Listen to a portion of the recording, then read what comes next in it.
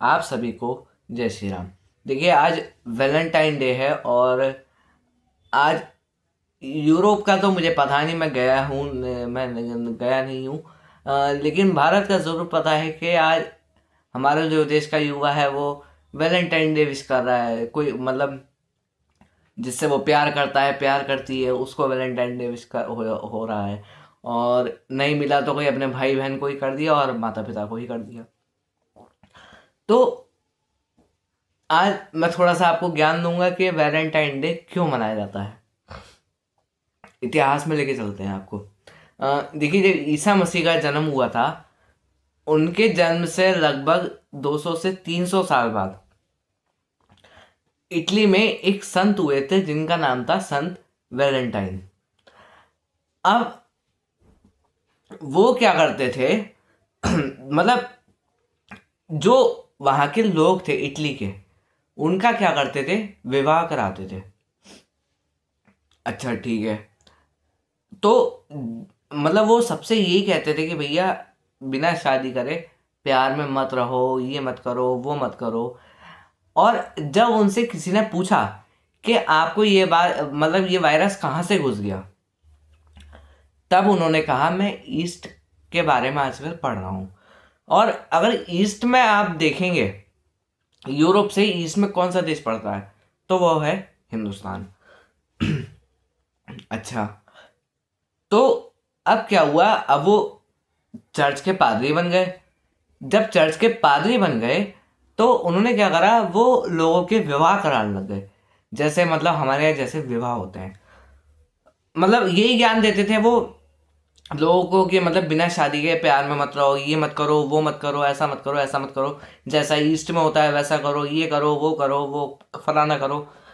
तो अब जब चर्च के वो पादरी बन गए तो क्या करे कराने लगे, वो लोगों का विवाह कराने लगे। अब जैसे ही ये बात, एक रोम का राजा हुआ करता था, उसका नाम था क्लॉडियस। उसी समय मतलब ईसा के जन्म से 200-300 साल बाद चर्च के पादरी जो वो बने थे वो रोम का ही चर्च था। इटली से वो रोम चले गए थे और वहाँ जाके वो ये काम करने लगे थे कि भैया मैं ईस्ट के बारे में पढ़ रहा हूँ और वहाँ ऐसा होता है, तुम लोग ये मत करो, ये मत करो, ये मत करो, फला करो, फला करो।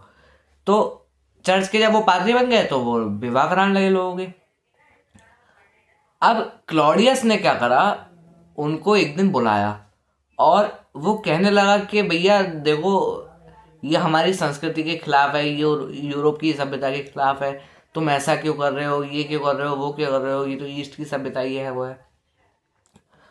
तो 14 फरवरी को क्या करा उसने, 300 कुछ एडी में, एडी का मतलब ईसा के जन्म से, ईसा के जन्म के बाद, तो एडी का मतलब ये हुआ। और उसने क्या करा, 300 कुछ भी एडी में 14 फरवरी को जो संत वैलेंटाइन थे उनको फांसी पर चढ़ा दिया था रोम के राजा क्लॉडियस ने।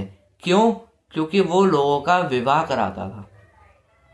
ईस्ट की सभ्यता के हिसाब से, जो ईस्ट मतलब हिंदुस्तान, यूरोप से ईस्ट में देखेंगे हिंदुस्तान आएगा, तो वो क्या कराता था, लोगों का विवाह कराता था। और क्लॉडियस को ये बात हजम नहीं हुई, उसने क्या करा, 14 फरवरी को संत वैलेंटाइन को फांसी पर चढ़ा दिया था, बस इसलिए क्योंकि वो ईस्ट की सभ्यता का प्रचार करते थे। और वो चर्च के पादरी जब बन गए थे तो वो लोगों का विवाह कराते थे और वो सबको यही ज्ञान देते थे कि भैया शादी से पहले ये मत करो, शारीरिक संबंध मत बनाओ, ये मत करो, वो मत करो, ये गलत है, ये गलत है। कई लोग हुए हैं ऐसे, यूरोप में कई लोग हुए हैं ऐसे। संत वैलेंटाइन का नाम तो फेमस हो गया, पता नहीं किस उससे। तो यही बस बात है। और इसीलिए 14 फरवरी को संत वैलेंटाइन को फांसी पे चढ़ा दिया था रोम के राजा क्लॉडियस ने। और वो मैंने आपको बता दिया कि क्यों चढ़ाया था, इसलिए चढ़ाया था क्योंकि भाई वो सबके विवाह कराते थे कि ऐसा मत करो, ऐसा मत करो, ये मत करो। तो बस यही वजह है कि आज हमारा देश का युवा बिना जाने ही वैलेंटाइन डे मना रहा है। और वो कह देता है भाई तुम तो मेरी वैलेंटाइन हो। अरे भाई वैलेंटाइन समझ तो लो पहले कौन था वैलेंटाइन।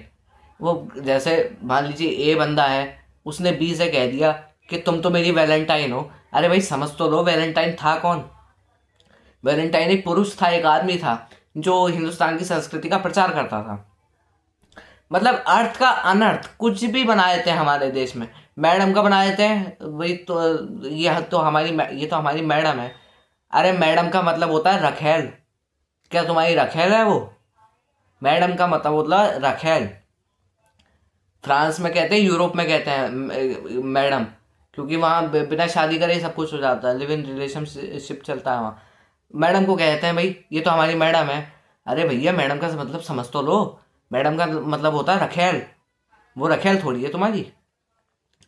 तो बस यही वीडियो था, और अगर आपको आज का वीडियो अच्छा लगा हो तो वीडियो को लाइक कीजिएगा, चैनल को सब्सक्राइब कीजिएगा, वीडियो को शेयर कीजिएगा, ज़्यादा से ज़्यादा घंटी ज़रूर दबाइएगा चैनल को सब्सक्राइब करते समय। मिलते हैं अगले वीडियो में किसी और ज्ञान के साथ, तब तक के लिए जय हिंद, जय श्री राम।